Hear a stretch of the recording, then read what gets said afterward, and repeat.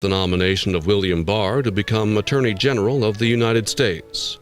Mr. Barr has been serving as acting Attorney General since Dick Thornburgh left his cabinet post to run for a U.S. Senate seat in Pennsylvania. A native of New York City, Mr. Barr is a graduate of Columbia University with degrees in Chinese studies. He came to Washington, D.C. in 1973 to work for the Central Intelligence Agency. Last year, he took over as the number 2 man in the Justice Department. Mr. Barr authored the legal opinions that justified the arrest of deposed Panamanian dictator Manuel Noriega and a still-secret legal opinion that authorizes FBI agents to kidnap fugitives overseas. The 41-year-old nominee now faces confirmation hearings with the Senate Judiciary Committee, the same committee that just concluded similar hearings on the Supreme Court nomination of Judge Clarence Thomas. With that background, we now bring you that White House ceremony.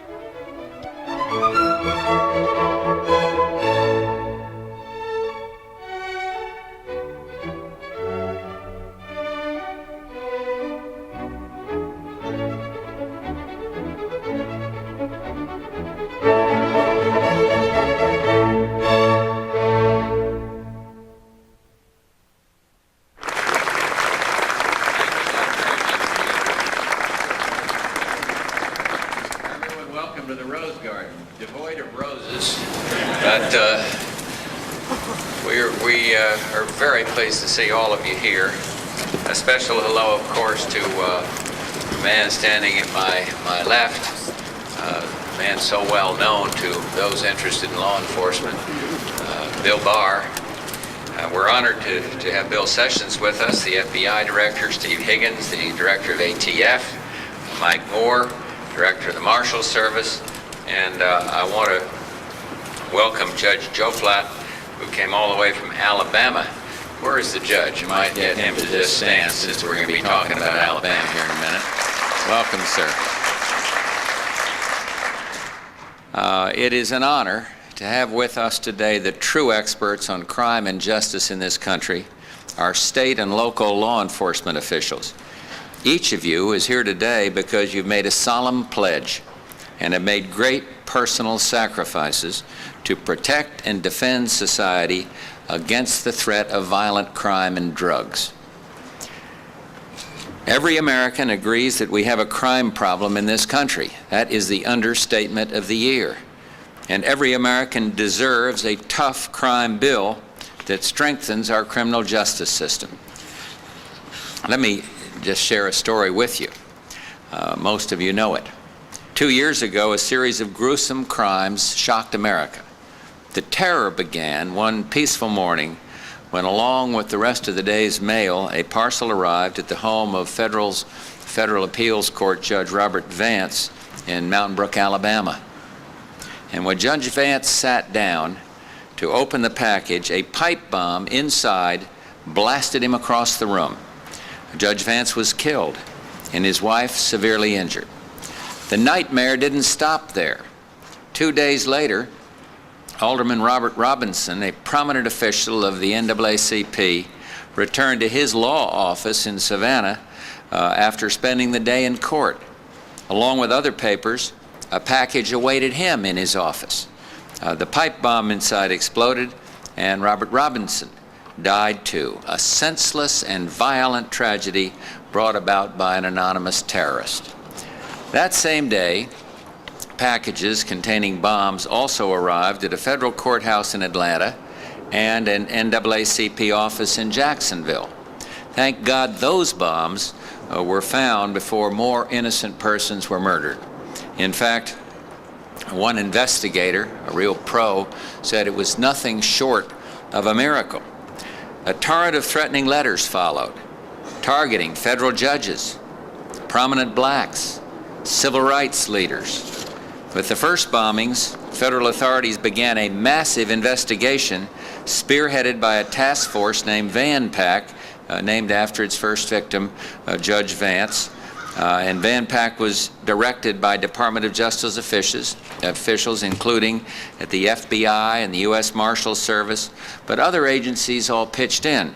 ATF, the Bureau of Alcohol, Tobacco, and Firearms, the Postal Inspection Service, the Internal Revenue Service. Because of the hard work of the task force, they soon zeroed in on a suspect, got an indictment and a conviction in the bombings and related crimes, and brought a sentence of 7 life terms without parole and 400 years of imprisonment. The Van Pack case was a great success in the annals of law enforcement and a very important achievement in defense of civil rights. My congratulations to the 2 selfless public servants who led the task force to its amazing achievements. Louis Freeh, the chief prosecutor and assistant U.S. attorney, now a federal district judge in Washington, and Larry Potts, the chief investigator and a deputy assistant director of the FBI. To both of them and their Van Pack colleagues, we owe a debt of gratitude for a job so well done. Each murder in this country is a tragedy, but the murders of Judge Vance and Robert Robinson took on added meaning. They were part of one man's terrorist war against our courts, our rule of law, our civil rights, and upon a very system of government. We will not tolerate assaults on these ideals. No American should live in fear of random, senseless violence. No one will be allowed to terrorize our people, and we are constantly struggling to fight crime of all types. The Van Pack investigation is an excellent example of law enforcement's swift, professional response to violent crime in this country. Despite the many obstacles they faced in the criminal justice system, the Van Pack task force leapt into action from the moment of that very first bombing. And yet, when it comes to removing those obstacles before prosecutors and investigators on this and many other cases, time and again, Congress slumps into inaction. I firmly believe that lawmakers must do everything in their power to support our law enforcement officials on the front lines. This means sufficient resources, particularly for prisons, tough penalties, and reforms to the criminal justice system. It means being on the cutting edge of law enforcement, creating a 21st century law enforcement system to deal with 21st century criminals. Most importantly, it means holding the rights of victims higher than the rights of criminals. Our crime bill, and only the crime bill that we have up on the Hill, supports our men and women on the front line.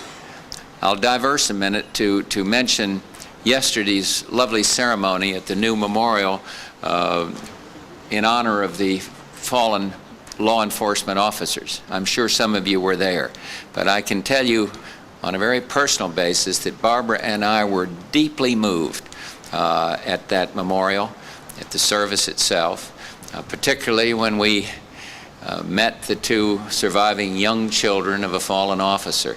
And I wish every single American involved in this concept of legislation to do something about crime could have been there at that moving memorial. I believe it would have made a tremendous difference. We must support those who are on the front lines of law enforcement. The Van Pack case illustrates well where federal law is lacking. Under current federal law, no death penalty exists for the mail-bombing murder of innocent Americans. We've proposed it. And we've also proposed the death penalty for murdering federal judges and for killing someone in the course of a civil rights crime. Perpetrators of these heinous crimes should be prepared to pay with their lives, and we need a workable federal death penalty, and we need it now. We need a crime bill that will stop the endless abuse of habeas corpus. We need a bill that guarantees that criminals who use serious weapons face serious charges and do serious time. And we need a bill that prevents evidence gathered in good faith from being thrown out on a technicality that then opens the cell door and lets bad people just walk out of there scot-free. Each of you knows the difference between a tough crime bill that gives you what you need to win this fight and the anti-law enforcement proposals that some in the House Democrats call a crime bill. They call what they've got a crime bill, and it goes just the wrong way in many categories. This week, the House votes on a bill that marks a retreat from current law, a retreat. And it's time we tip the scales of justice back toward the side of dedicated men and women involved in law enforcement in one way or another, people like yourselves. So I need your help in turning the House crime bill around. Your presence here today sends a powerful warning to the Congress that the American people will not accept a crime bill that is tougher on law enforcement than it is on criminals. And the time really has come. After 2 years of foot dragging, the House is finally considering the crime bill. And if you agree with what I've said, please act today. Let your representatives know that that House bill, the House Democrats' bill, as it stands now, is simply unacceptable. Tell them to support the geekus death penalty amendment. Tell them to vote for the Hyde, habeas corpus reform, and the Sensenbrenner amendment on the exclusionary rule that I mentioned. They stand behind a strong crime bill. I really believe that this issue transcends party politics. It gets right to the heart of what the American people want. And I think it's about time that we in the White House, working with the Congress, delivered. Tell them also that it's time for a criminal justice system that allows us to see the truth come out, the guilty punished, the law upheld, and justice done. And that's what I believe our crime bill stands for, and that's what we stand for, and that's what I'd like to see these representatives stand for when the final vote is taken this week. And again, my sincere congratulations, my thanks to the Van Pack team for this inspirational work, a job so well done. As our men and women on the front lines, you have shown what we can achieve when we stand united against criminals. And we're lucky to have men and women like you defending us on the streets. And now we just need your powerful message to reach the halls of Congress. And speaking of messages, I have another message now that I want to reach the halls of Congress, and indeed I will see that it does reach the United States Senate very, very soon. That's an important message about a man that I respect enormously. And today I am announcing my choice for the Attorney General to lead our Department of Justice. And I have chosen an individual who is a thorough professional, a defender of individual rights, and a person absolutely committed to this fight against crime. And he's also been tested by fire, working with several of you as evidenced in the recent events at the Talladega prison. And I was proud of him then, and I am proud today to send Bill Barr's name to the Senate as the next Attorney General of the United States. You're entitled to a rebuttal. You want this thing down? Yeah, it's okay.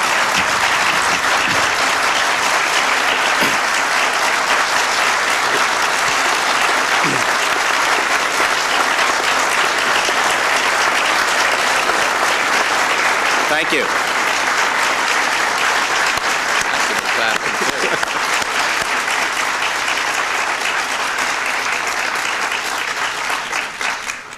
Thank you, Mr. President. It's been a privilege to serve you these past 3 years at the Department of Justice, and I'm honored that you have selected me to serve in the position of Attorney General.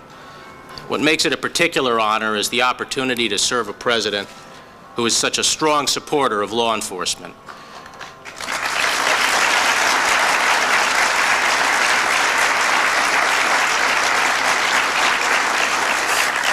And it's also a great honor to be nominated to succeed a great Attorney General like Dick Thornburgh.